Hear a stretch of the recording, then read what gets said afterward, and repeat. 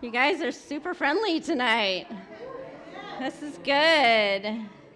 Yeah. Hey, for those of you that don't know me, I am Rose Schwartz. Pastor Clint and I started this church 4.5 years ago, and here we are having a New Year's Eve party. How fun is that? Yeah. So, hey, I'm not going to take long because we want to get back into worship, but I have something that I felt like the Lord wanted me to share. So I'm going to jump into Psalm 100. It says, "Shout for joy to the Lord, all the earth. Hallelujah. Worship the Lord with gladness. Come before him with joyful songs. Know that the Lord is God. It is he who made us, and we are his. We are his people, the sheep of his pasture. Enter his gates with thanksgiving and his courts with praise. Give thanks to him and praise his name. For the Lord is good, and his love endures forever. His faithfulness continues through all generations." So we're going to take a quick look back on a personal level, back on 2022, the last 12 months of life. Personally, this has been a very hard year for me.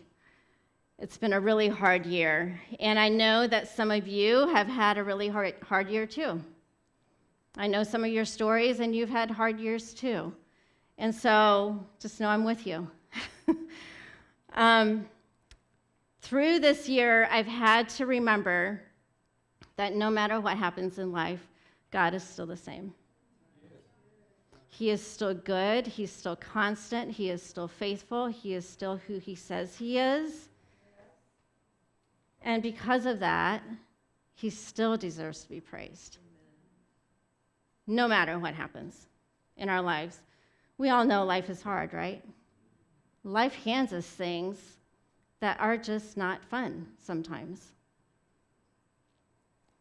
But no matter what happens, God is still the same. He never changes. So I want to give you a couple things to consider. So what does it look like to praise God in the middle of the storm? In the middle of a time in your life when it's just hard? What does that look like? A couple things to consider are we can praise God when we remember who God is. If we remember who he is. In verse 3, it says, "Know that the Lord is God." Know that he is God. He is God. He is our creator. We are his people. That's always been true. It is true, and it will always be true. So let's talk about Job for a little bit. I've been studying Job the past few weeks, because that's fun. Job had it rough. Oh my goodness. Job, you want to talk about a rough year. Job had a rough year. Like the ultimate rough year. He lost everything. And when I say everything, I mean everything. Financially, he lost all his livestock, he lost all his investments, he lost everything. Relationally, he lost his family. All his kids died. His family was gone. Spiritually, he questioned God. Life was rough. Emotionally, he's distraught. He wasn't so sure that God was good anymore. And he questioned it all. But in Job 38, God challenges Job. And he says, "Hey, Job, this is who you're questioning. This is who I am." And he's giving Job a serious look at who God is. I'm going to read parts of Job 38. It's a lengthy chapter, so I'm just going to read parts of it. Let's look at what God said to Job. "Where were you when I laid the earth's foundation? Tell me if you understand. Who marked off its dimensions? Surely you know.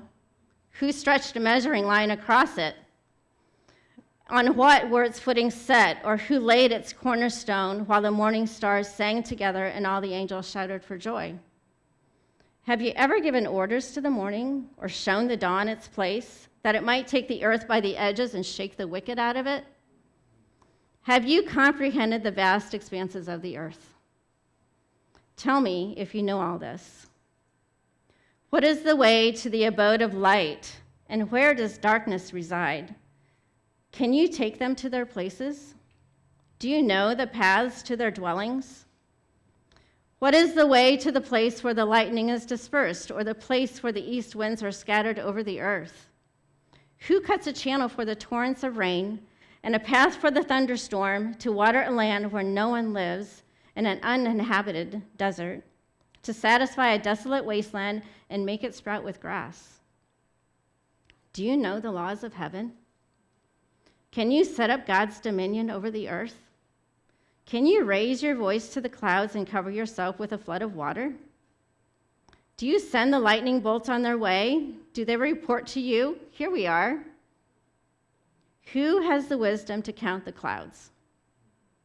Who can tip over the water jars of the heavens when the dust becomes hard and the clods of earth stick together? That'll make you like, okay, God. And after God challenges Job, Job's like, oh, I get it. I get it. Because the truth is that God is bigger than anything we could ever go through in life. I mean, my goodness, he created the universe. He puts every star into place. If he can do that, don't you think he can take care of your circumstance?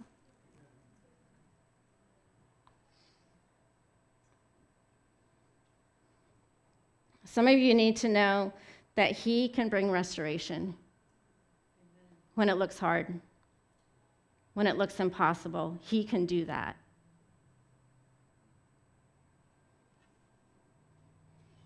We can also praise God when we adjust our perspective. How many of you know so many times it's about perspective? Verse 4, it says, enter his gates with thanksgiving and his courts with praise. Give thanks to him and praise his name. Thanksgiving. When we thank him for what he's done, it brings right perspective because it shifts our focus. When we focus on what he has done, our perspective changes, our mindset changes, our attitude changes, everything changes. Our heart changes. Is this easy to do? No, not always. Necessary? Yes. It's so necessary to have the right perspective, the God perspective, because everything will change. 1 Chronicles 16:12, it says, remember the wonders he has done, his miracles and the judgments he pronounced. Remember. Remember what he has done.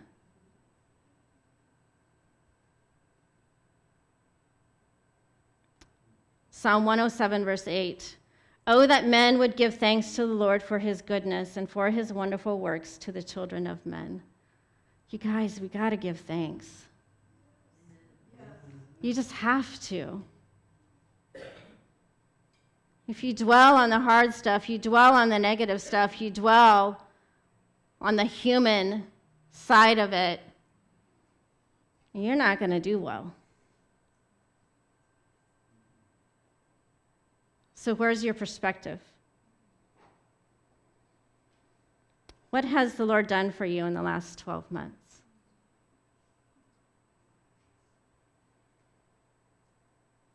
Whatever he's done, he deserves thanks and he deserves praise. He put you on this earth.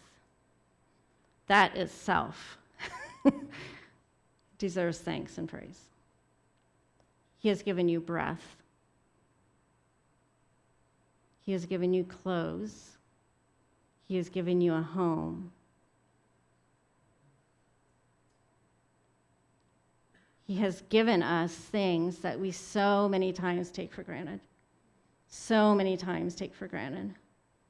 We forget. But we need to remember. Remember to give thanks.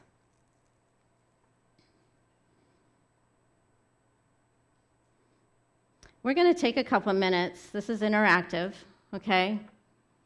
We're going to take a couple of minutes. I just want you to have opportunity to shout out what the Lord has done. For me, He has extended His grace and revealed His grace to me over and over and over and over and over again this year. He has extended His grace.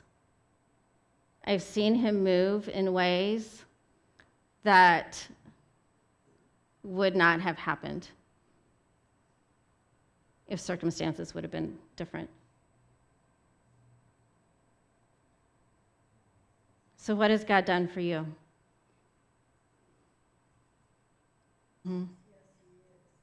Yeah. God of strength, God of provision, God of hope, God of health, and a God of restoration. And He's a God of comfort. He's so faithful and He's so good, right? So good.